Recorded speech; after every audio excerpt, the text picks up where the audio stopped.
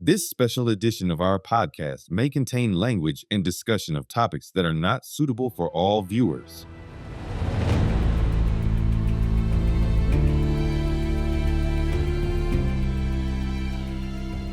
Hi, my name is Tin Ho, and I'm the Sacramento County District Attorney. Hate has no place in our community. While we have seen an alarming rise in crimes against the Asian American community over the past several years, the issue affects all of us, regardless of race, background, or beliefs. A crime is driven by hate. It doesn't just harm one person. It sends shockwaves through our entire community, creating fear and division. But here's the truth. We are stronger when we stand together, and silence is not an option. That's why the Sacramento County District Attorney's Office is bringing you this critical conversation on our podcast, Off the Record. In today's episode, we'll break down what a hate crime is, how to recognize the warning signs, and most importantly, what we can do as neighbors, as bystanders, as a united community to prevent these acts of violence and intolerance. Because justice isn't just about prosecution, it's also about prevention. And it starts with all of us. So let's get started. Welcome back to another episode of Off the Record. Today we have a very important topic to discuss: hate crimes and how we as a community can work together to prevent them. Joining me is Deputy District Attorney Mai True and Detective Chris Robertson from the Sacramento Sheriff's Department. The reason why we have these two guests on here today is because we want to address some community issues that arise from this particular topic, and we want to get some insight on strategies and ways that the public can protect themselves and each other, not just from hate crimes, but from crime in general. Mai, maybe you can introduce who you are and what your role is as a prosecutor in the Sacramento County DA's office. Sure. I'm currently assigned to community prosecution, and I'm assigned in South Sacramento. So what I do is I work with businesses and community members to address a lot of problems that they are having specific to that community, specific to that area. One of the things that I've been working on that is connected to what we're talking about today is from 2020 through 2024, there have been a series of robberies in South Sacramento targeting specifically Asians and primarily women. And so one of the things that, we were trying to figure out is, are they hate crimes or are they hate incidents? Which I want to hear about the difference as we get into the law aspects of it. When you say primarily women, are we talking about primarily Asian women? Yes, primarily Asian women. And Detective Robertson, you are with the Sacramento Sheriff's Department. How long have you been a detective? Chris Robertson with the Sacramento Sheriff's Office. Worked for the Sacramento Sheriff's Office for about 11 years, and I've been a detective for about 4 years now. I'm currently assigned to work robbery investigations, specifically robberies that occur in South Sacramento. And I had a chance to investigate several of these robbery series, and the suspects were targeting the Asian community, and had a chance to investigate several of those particular incidents. And we're talking about two of the many you've seen, two specific examples today, right? That's correct. I want to hear all about these cases. So why don't we talk about, if I understand correctly, we have a hate crime example, and by that I mean a case that actually completed with conviction under a hate crime statute. So they were convicted of a hate crime, and one that did not resolve as a hate crime. Is that right? Correct. Two incidents, and in watching the videos and looking at the circumstances, they're very similar in the way that the crimes are carried out, but there's certain details that Mai will discuss that differentiated one from the other as far as charging and getting a conviction on the hate crime. Got it. So let's talk about the non-hate crime. Yes, so that one occurred in May of 2022, and it occurred at a business complex in the area, or near the intersection of Florin Road and Franklin Boulevard. That's South Sacramento, which is the area that you cover as the community prosecutor. Correct. Okay. Yeah. Yeah, it happened at about 8:20 p.m. The victim was outside of a restaurant. It was dark out, but during normal business, the restaurant was full. Victim was with one of her friends, and she was approached by two males who immediately grabbed a hold of her purse. She was able to fight back and maintain possession of her purse. There was an altercation that took place for say 10 seconds or so. Her friend did come and assist her. She maintained possession of her purse. Her wallet, it was a designer wallet, did fall out. The suspects grabbed that wallet and ran back to a vehicle that was driven by a third suspect, a female suspect. In the wallet was about $4,000 to $5,000 in cash. Did they get away with the wallet? They did. They got the wallet, the cash, and she had some ID cards and some bank cards in there. During the incident, she was punched several times. In an effort to get her purse away from her, they punched her? That's correct. Did anyone come help her? Her friend that was with her did eventually assist, and she was able to maintain possession of that purse. But during that scuffle, the wallet did fall out. What about other people? You said that it's night, but the business is open. Were people around watching this? Yes, when you watch the video, there were several people around. Nobody from the restaurant did assist. There were multiple people that did promptly call 911, and the sheriff's office patrol was able to get out there pretty quick, but nobody other than the victim's friend did come and assist in that incident. And I guess I understand that. People are probably terrified as they're watching this struggle go on. Did you respond that night? I did not. How do you, as a detective, become involved throughout this process?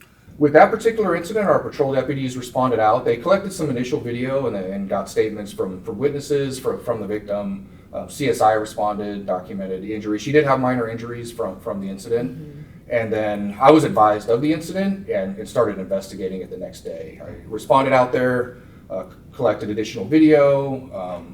One of the things that was key in this one is using some of the traffic cameras and license plate reader technology that we have to identify that suspect vehicle and then ultimately identify those suspects. Could you give just a couple more details about how that works? Yes, so in looking at all the video to determine which vehicle that they arrived in and ran back to. And what was helpful is that restaurant did have good video cameras as well as some of the adjacent businesses. And then now that I have images of the vehicle, not necessarily the plate, start doing additional searches in traffic cams and license plate reader, trying to find that specific vehicle and then ultimately get a plate and identify that vehicle. I don't know if the community knows that law enforcement can use these traffic cameras to be able to solve crimes in the way that you just described. Are they all over Sacramento? Yes, there's quite a few in Sacramento and in surrounding cities. And they can be really helpful and identifying those vehicles is a good start in these investigations. Then it's a matter of figuring out who they're registered to, who's driving them, and identify likely suspects that way. It's a great investigative tool. Yeah, it is definitely. So you said you have a video. Videos are the best. Can we watch this video? Yes. Okay. If you can, we'll play it, but also tell us what we're looking at because we haven't seen this video, and I'd love to hear the players involved and what's happening. Yeah, so it's outside of the restaurant. This is again in the area of Florin Road and Franklin Boulevard. It's restaurant is open. It's dinner time. It's busy. There is audio in this, and so what you'll see is these are two bystanders to the right, and you'll see the victim enter the frame, so she's already in a struggle with the first suspect. She does get hit several times during the incident, so she's two suspects actively pulling on that purse.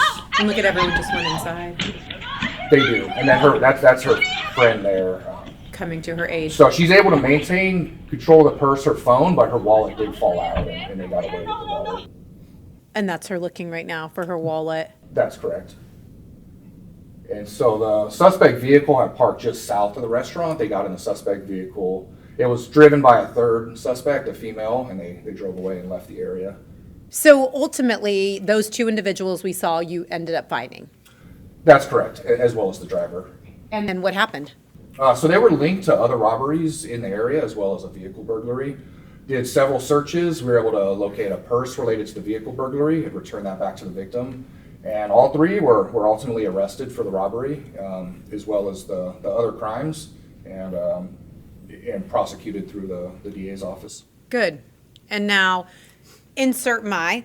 our office prosecuted this case, right? Yes, our office prosecuted this case for the robbery series. So they were charged for the various robberies that they committed, and they were convicted of those But robberies. not a hate crime.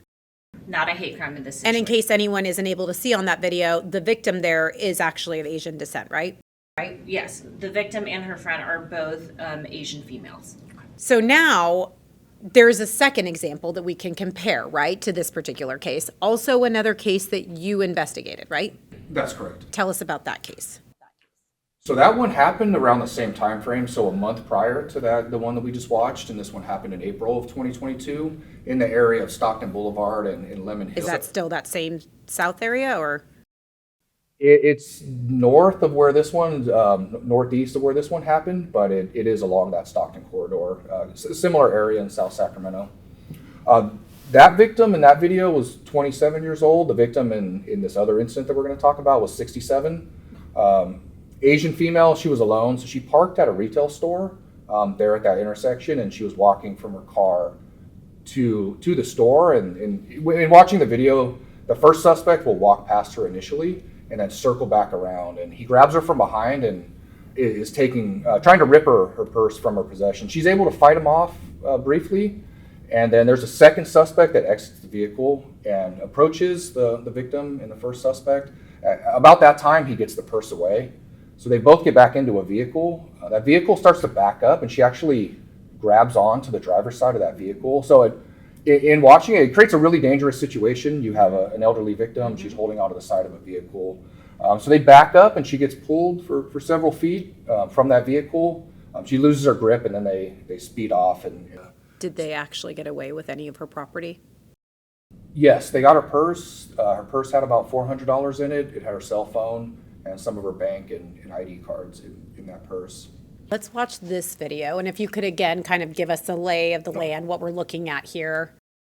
Yeah, it's in the area of Stockton Boulevard and Lemon Hill. This is outside of a retail store there. The subject you see there in the red hoodie is the primary suspect, and then the female to his left near the orange car is going to be the victim there, and she's holding her purse. So he'll walk past her initially, and then he'll circle back around. And then he grabs her from behind, and she's got that shoulder strap on, and she's able to kind of fight him off and maintain possession. You'll see the suspect vehicle is the black vehicle there along that front row.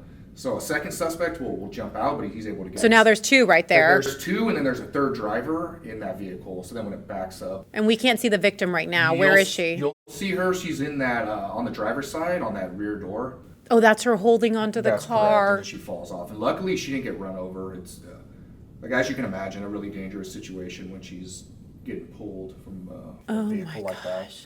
So some of the things that were really helpful in this one, we got really good video from that business and surrounding businesses. There was one of the vehicles that was parked, not the suspect or victim's vehicle, but a bystander did get the license plate. So that was key in helping us. Is that the one who's in the road taking that picture of it? It's the one that's in the driveway. It's a silver sedan, and so there was a gentleman in that vehicle that they got the full license plate, and that allowed us to quickly identify that vehicle and then ultimately the suspects in that case. So I think you said there's three, is that right? Who were in that car that drove away. There's a driver, is that right? That's correct. And he never got out of the car. We never saw him on that video. That's correct. And then there was the one individual who starts it, who circles back around and clearly targets this lady, right? And then there was the third individual who kind of comes and helps his buddy, his cohort. Yes, The victim in this case, is she of Asian descent? she is. Okay.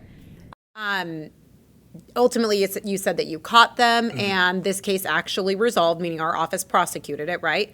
And they were convicted of hate crimes. So they were prosecuted for the robbery as well as one of the suspects was charged with a hate crime. So there were three suspects. We only made arrests on two of the three. So we made an arrest on a male adult and a male juvenile. They were both out of Fairfield. And then in reviewing some of the communication between those two suspects, there was racial slurs used regarding the selection of victims for that particular crime. They were also linked to several other robberies in the area. So it was determined that racial bias played a role in them carrying out these crimes. What were the messages that you saw? So it was a text message. I don't know if you want me just to kind of summarize it or read verbatim, but Verbatim. Well, let me ask you, how long, the messages that you found, how long were they before the robbery happened?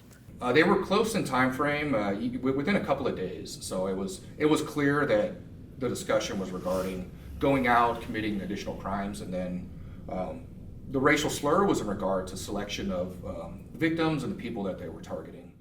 And that time frame, I do want to hear the exact message, but that time frame is helpful, right? You can talk all about this for intent, right? We're always looking at what's in someone's mind, and often that is what is going to dictate some of the charges that we can go forward on, right? Do you want to talk a little bit about that? I mean, when we're looking at crimes in general, but specifically here when we're looking at hate crimes, we have to be able to prove that they chose to do this for a specific reason. So these text messages close in time and them talking about committing specific crimes and them actually having committed that crime is helpful to us because it shows that they were committing this crime for this purpose. So in these cases that we're talking about, a lot of them are occurring in South Sacramento at businesses and plazas that are primarily Asian, that cater to Asian community members. And so these individuals going specifically to these areas to commit these specific types of crime, when their text messages are targeting Asians using derogatory terms, that's how we can prove that they are targeting Asians for that racial bias, for that racial purpose. So in this second case that actually where the individuals are convicted of the hate crime, these text messages really tip the scale from our office's standpoint from an evidentiary standpoint. Absolutely. The text message is actually what made all the difference in these crimes. Because as you can see in the videos and what we've already talked about, the victim profile is the same, the crime is the same, they're committed pretty much in the same manner, the grabbing of the purses, the selection of the female Asians. So all of that is the same. The difference in these two situations is specifically that text message. And that's a great plug for investigative policing, right? Like for the investigative tools that you use to be able to go the extra step to get these text messages. Because what we can hear right now is without these, we're in a normal robbery. That's correct. Robbery land. And now we were able to elevate this to a hate crime. Can you tell us about the message? What exactly did the messages say? Or did you bring it? Sounds like you brought an example. Yeah, it's here. I'll just read it. So this is a message from the adult to the juvenile, and this is close in. This is actually the morning of that particular day. So it's same day as the robbery and close in time frame. Hours before they go attack that lady. That's correct. So I'll just read it verbatim. It says, "Grandson, let me know later on if we really going on chinks tomorrow, so I could do some. Let me know tonight." And can you help us, having looked at a bunch of text messages, interpret what all of that means? They're planning a robbery? Yeah, they're planning to do something. It's likely they're looking to commit a crime and then using that particular term. It's a derogatory term toward the Asian community, and so that's why it was significant finding this. It just kind of lets us know a little bit about the mindset and why they're targeting a certain community. Absolutely. And committing these crimes. Those, I don't think you actually touched on this earlier, so let me clarify. The two individuals, that's who was convicted, right? Two individuals. Yes. Which of the three people are the two individuals that were caught by you? So the primary suspect that in the red hoodie that grabbed the purse, he was the juvenile. The first one that walks by and turns around? And the adult that sent this is actually the driver in that incident. We weren't able to identify the other suspect, unfortunately. We did looked into the phones and some other investigative steps. Weren't able to make an arrest on the third, but the person that sent this message was the driver. Got it. The adult Okay. out of Fairfield. Mai, can you explain from a legal standpoint how the variations in the law work with regard to hate crimes and non-hate crimes? Okay. So when we're talking about hate crimes, and in this particular situation, we're going to talk about race, the targeting of Asians. But in general, this applies to all hate crimes, right? Any characteristic of a individual that these people are targeting. So whether it be race, gender, nationality, whatnot. So here, the law says that in order for you to prove that this crime was committed as a hate crime, that this person, the suspect, had to have committed the crime because of this person's characteristics, in the sense that it has to be a substantial factor, meaning that is the reason why they targeted that group, why they committed the crime that they committed. Not some afterthought. Correct, not some afterthought. And I think it's hard, when a lot of these crimes were being committed against Asians in South Sacramento, a lot of people had a hard time understanding the difference between a hate crime and a hate incident, since the target is the same, right? They're targeting Asians, and often they are picking, women who are alone, who are more vulnerable. But think about it in a larger sense. They may be targeting them because they find them to be easier targets, right? Women, sometimes suspects may think that they are weaker. People who are alone, and there's 3 or 4 of them, they're able to overpower them better. And they target that group, but unless we can show that they have an animus against that group, and that played a substantial factor in why they targeted that group, we can't prove the hate crime. So there is a difference between being what they consider an easy target and targeting them because they're Asian.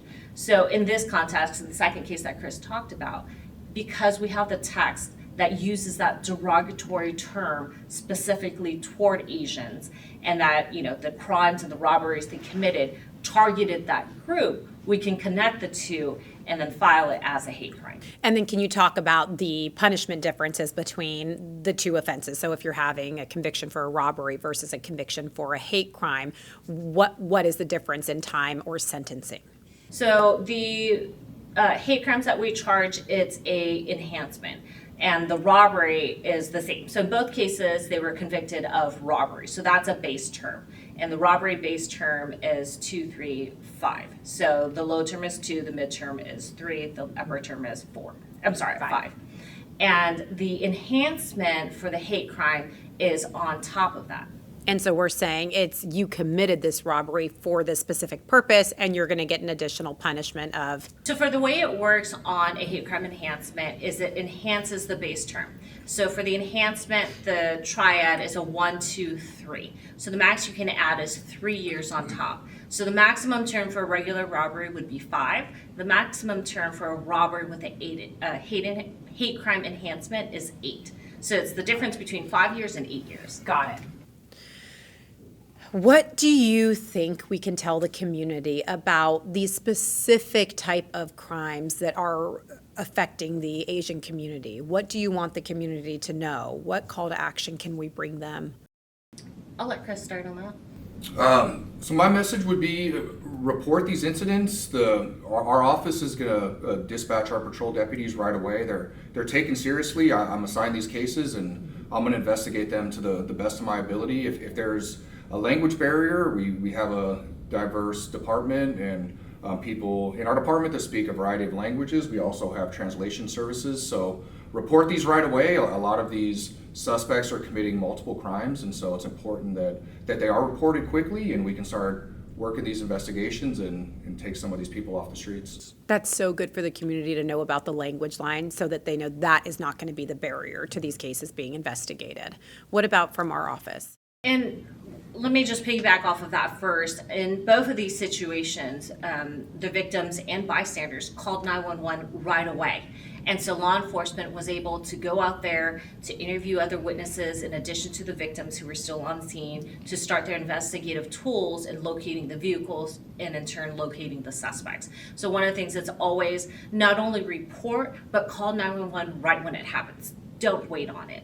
I think another thing that we want the public and the community to know is be aware of your surroundings. Don't make yourself an easy target, right? When you can, go with other people, but also just make sure you're looking around you and you know what's going on. I think it's also important for our community to know there's a lot of people who fear reporting because what comes after that? Once we file the charges and our office goes through the court process, they sometimes have a fear of the justice system in general. Mm-hmm. And so we want them to know that we have victim advocates that speak different languages. Mm-hmm. We have court interpreters, so when they go to court to testify, they don't have to worry about the language barrier either. And so we have the support to ensure that their voices are heard and that so justice is met for them. And so that they should report to law enforcement, they should cooperate with law enforcement and our office. That is a great message to also send out to them. Thank you so much for both being here today. Thank you. Thank you. You've been listening to Off the Record. I hope this episode encourages you to stay informed and inspired. Follow us on social media for updates and behind-the-scenes content from our office. Don't forget to subscribe, and we'll see you next time for more stories that matter.